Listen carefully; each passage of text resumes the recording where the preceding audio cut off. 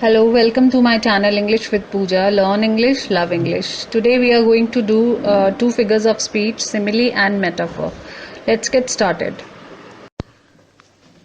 Definition of simile: a figure of speech in which two unlike things are compared, as in, she is like a rose.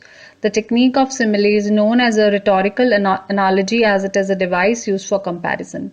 इसका मतलब क्या हुआ? Simile जो है एक ऐसी फिगर ऑफ स्पीच है जिसमें दो डिसिमिलर चीज़ों को हम कंपेयर करते हैं, जैसे कि शी इज़ लाइक अ रोज़. यहाँ पे शी वुमेन है, रोज़ एक फ्लावर है, दोनों एकदम अलग चीज़ें हैं, फिर भी उन दोनों को कंपेयर कर रहे हैं और उनमें एक कहीं ना कहीं सिमिलैरिटी दिखा रहे हैं. शी इज़ लाइक करो, वह रोज़ जैसी है.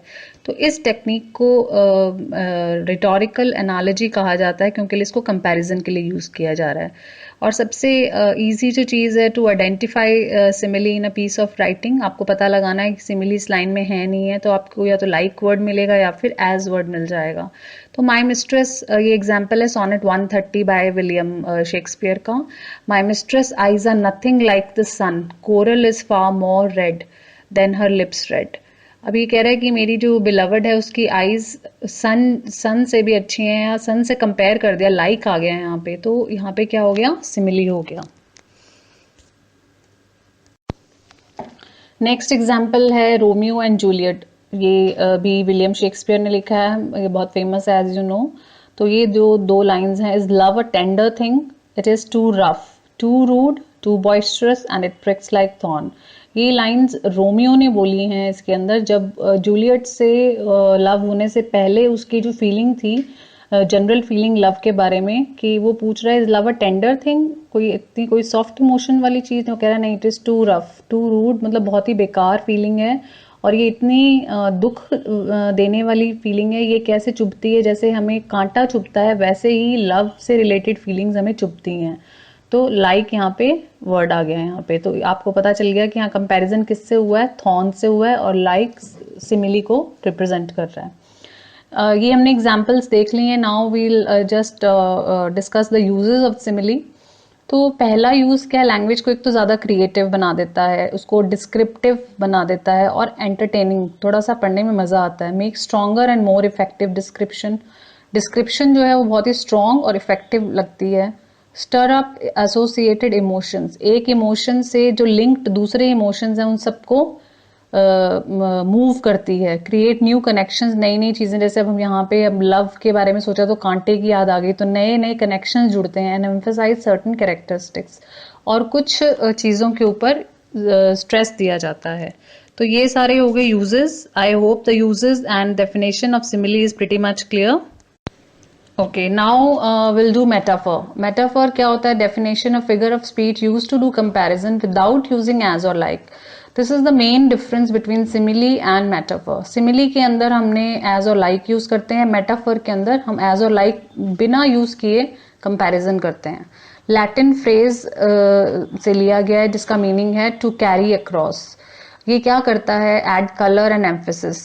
एड कलर यानी कि मतलब एक रंग भर देता है किसी एक पीस ऑफ राइटिंग में, और स्ट्रेस देता है. Adds powerful detail to your writing, एक डिटेल प्रेजेंट करता है आपके वर्ड्स को. रीडर की इमेजिनेशन को स्टरअप करता है, आप कहाँ से कहाँ पहुंच जाते हो, मेटाफर यूज करते हैं. Let's see in the following examples.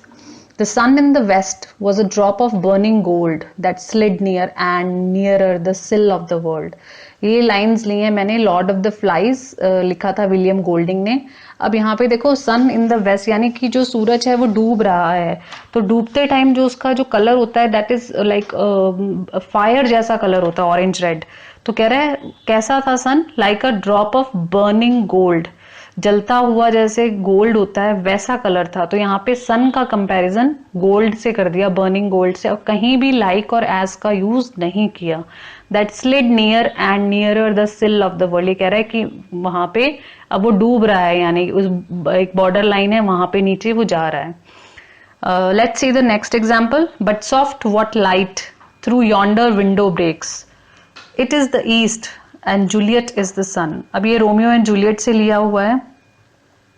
ये अब यहाँ पे जूलियट का जो कंपैरिजन है वो किससे कर दिया कि ईस्ट डायरेक्शन से सन निकलता है, और सन कौन है? जूलियट ही सन है. उसकी जो है रेज वो उसमें मतलब इतनी brightness, she is so beautiful and bright कि उसको किससे कंपेयर कर दिया, सन से, और लाइक और एज कहीं भी यूज नहीं किया.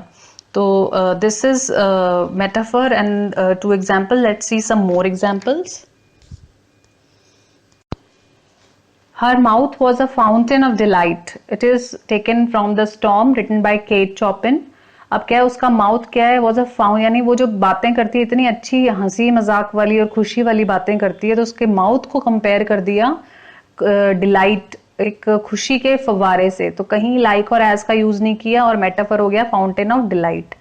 Will you keep away from her cause she is a rat trap if I ever seen one. Of Mice and Men, John Steinbeck ने लिखा था.